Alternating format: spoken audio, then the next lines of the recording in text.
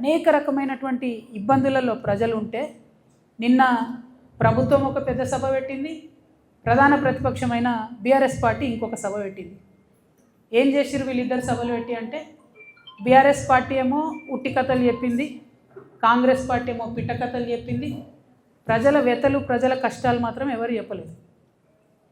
ఇక BRS party సభ అయితే జగిత్యాల్లో 75 సంవత్సరాల కురు వృద్ధుని రాజకీయ నాయకుడిని చేర్చుకొని, మరి ఈ సభతోని మీకే 25 సంవత్సరాలు తగ్గిపోయినాయి, మీరే నవయువకుడు, మీరే అద్భుతంగా రాజకీయం చేయాలని చెప్తే, మరి తెలంగాణలో ఉన్న యూత్ అంతా చచ్చిపోయినరా బతుకున్నారా, వాళ్ళ ఫ్యూచర్ ఏంది, వాళ్ళ కథ ఏంది నాకైతే అర్థమవుతుంది.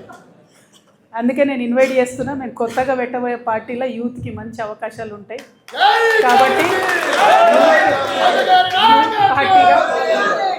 యంగ్ పార్టీగా ఉండేటటువంటి కొత్త చేంజ్ తీసుకొచ్చే పార్టీ వైపు ప్రజలు చూడాలని చెప్పి నేను రిక్వెస్ట్ చేస్తాను.